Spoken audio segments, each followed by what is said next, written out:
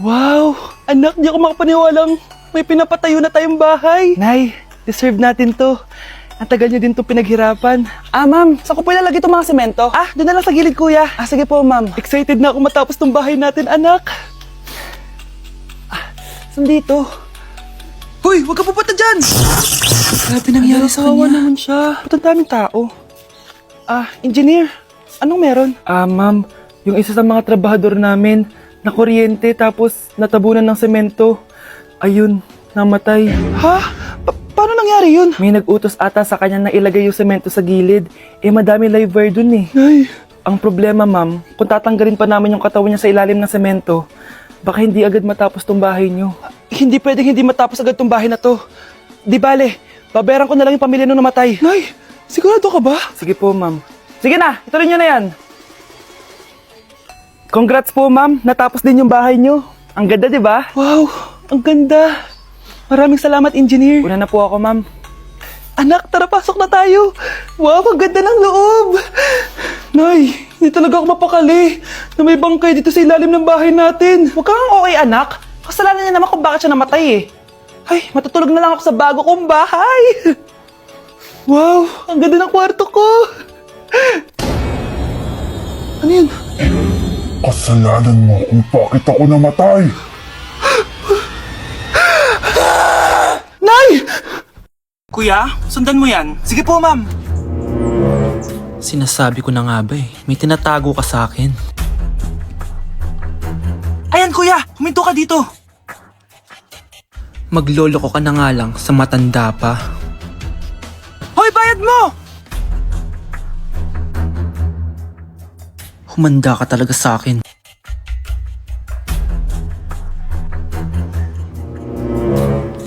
Ang sweet niyo naman, may paregalo ka pa ha?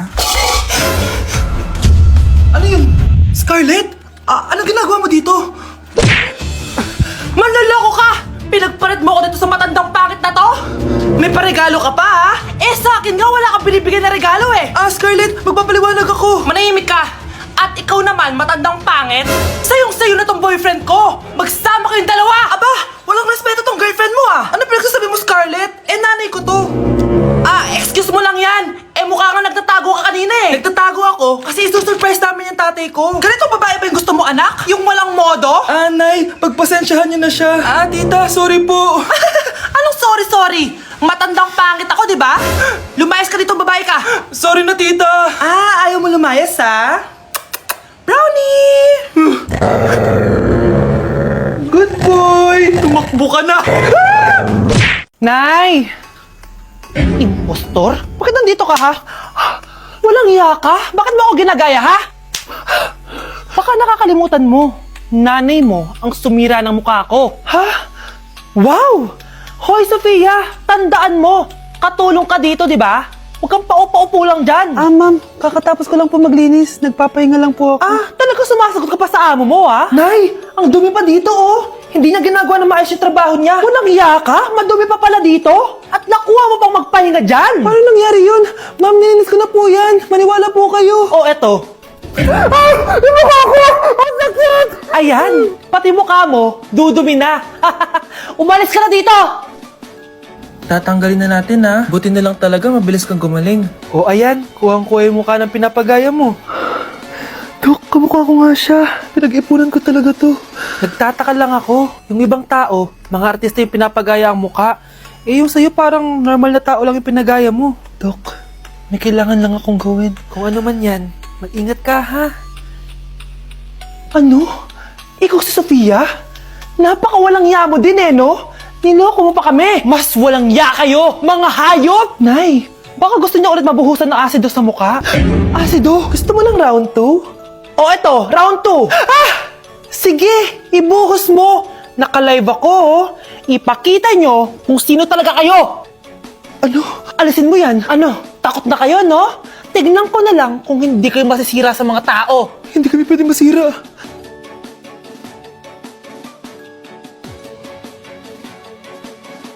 Anak, kunin mo yung cellphone ko sa kwarto. May tumatawag ata. Sige po, Nay. Sabi cellphone ni nanay. Anak, bilisan mo naman. Ay, salamat naman, nakatae din. Scarlett, ba't nandyan ka? Eh, di ba pinukuha ko sa cellphone ko? Pinagsasabi mo, Nay. Kanina pa ako dito sa loob. Nay, eto na po cellphone niyo. Sino yan, Nay? Bakit kamukha ko? Teka lang, bakit dalawa kayong Scarlett? Nananaginip pa ako? Nay, ako yung totoong Scarlett. Ha? Sinungaling! Ako to, Nay! Ang totoong Scarlett! Sandali nga! Hindi na ako tutuwa sa inyong dalawa, ha? Isa lang ang solusyon dito. Magtatanong ako at kung sino makasagot ng tama, siya ang totoong Scarlett. Unang tanong, saan ako may balat? Balat? Nay! Sa puwet! Nay! Sa kifi! Tama! Kifi! Ha? Totoo ba, Nay? O, diba? Alam ko. Susunod na tanong. Ano ang timbang ko? Mukha kang 100 kilos, Nay. 75 kilos? Tama! 75 kilos! Yes! Huling tanong. Ano ang birthday ko? Birthday? Mahina pa naman ako sa ganyan. April 14, 1977? April 15, 1977. Tama! Ikaw nga ang totoong Scarlett! At ikaw, dahil talo ka, lumayas ka na dito, impostor! Ay! Sino ba kasing Scarlett na yun? Bakit kamukha ko siya?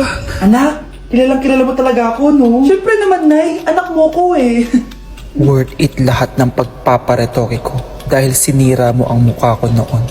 Ngayong napaniwala na kita, gaganti na ako sa'yo. Kapag pinirmahan mo to, akin na lahat ng mga kayamanan mo. Oh, pirmahan mo na. Tita, wala naman ako field trip ah. Hindi pa ba sinasabi ng teacher niyo na may field trip kayo? Anak, okay lang. Pipirmahan ko na to para makasali ka sa field trip niyo. Walang iya ka talaga, Rosa. Wala ka talagang titira sa akin, ha? Manda ka talaga sa akin. Mabilis ka talagang utuin, Susan. Salamat, Mare. Ramon, napapirma ko na siya. Atin na ang bahay, pera at mga ari-arian niya. Magaling ka talaga, Rosa. Kaso kailangan na natin kumilos na mabilis. Kasi sabi ng doktor, nagre-recover na yung mata niya. Ano? Kaya bukas na bukas din, papalayasin na natin sila. Total, nakuha na natin ang gusto natin. Nay, bakit mo pinirmahan yun, ha? Maliban natin kung ano nilalaman ng papel na yun. Huwag kang mag-alala, anak. Malapit nang matapos ang maliligayang araw ng tatay mo at ng kabit niya. Tita, bakit may dala kang maleta? Aba, syempre. Lilipat na ako dito sa bago kong bahay. Ano? Tay, ano ibig sabihin nito, ha? Nakalagay dito sa papel na pinirmahan ng nanay mo na amin na tong bahay, mga sasakyan niya at ang mga pera niya. Napakahayop nyo! Bakit ang ingay? Ano nangyayari? Nay, kinuha na nila lahat sa atin! Ayan, magsama kayo mag-ina. Ngayong nasa amin na ang lahat, pwede na kayong lumayas. Ramon, magse-celebrate tayo, ha?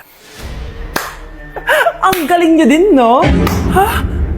Nakakakita ka? Bago kayo mag-celebrate, i-check niyo muna kung pirma ko ba talaga yung nakalagay dyan. Hindi pwede to! Tay! Attorney! Kita mo naman kung anong ginawa na tong dalawang to, di ba? At nandito na rin ang ebidensya na magpapatunay na naghaharutan sila sa loob ng bahay ko. Anong gagawin niyo sa amin, ha? Mahal, huwag mo naman gawin sa amin to, please, oh. Magbabago ako, please. Oh, eh! Sorry kung natatapakan kayo pagka-love team nyo, ha? Arestuhin nyo na yung mga yan. Mag-celebrate kayo sa kulungan. Kayong dalawa, sumama na kayo sa akin sa presinto.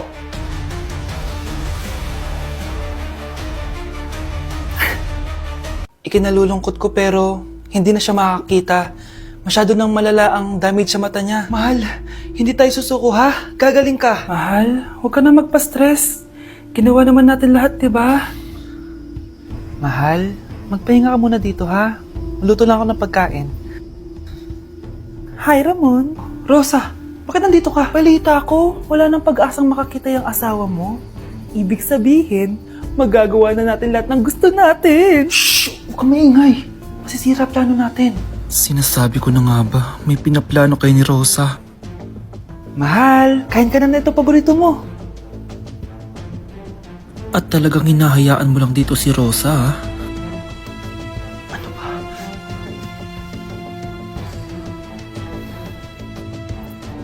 Walang iya kayo? Sa harap ko pa talaga at sa sarili kong bahay?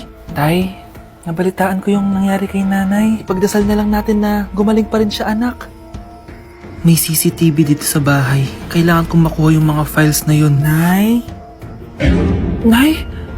nakakakita ka? Anak, please, huwag mo muna sasabihin kahit kanino na nakakakita na ako. Nay, akala ko ba bulag ka na? Matagal na akong gumaling, anak. Hindi ko lang masabi kasi may masamang kutob ako dyan sa tatay mo. Sir, good news! Base sa recent lab test ng asawa niyo, nagre-recover yung mata niya. Ano? Ba't parang hindi kayo masaya, sir? Uy, Mare, may field trip kasi yung anak mo. Kailangan ng pirma ng parents. Rosa, sumagot ka. Kapag pinirmahan mo to, akin na lahat ng mga kayamanan mo. Oh, pirmahan mo na. Tita, wala naman ako field trip ah.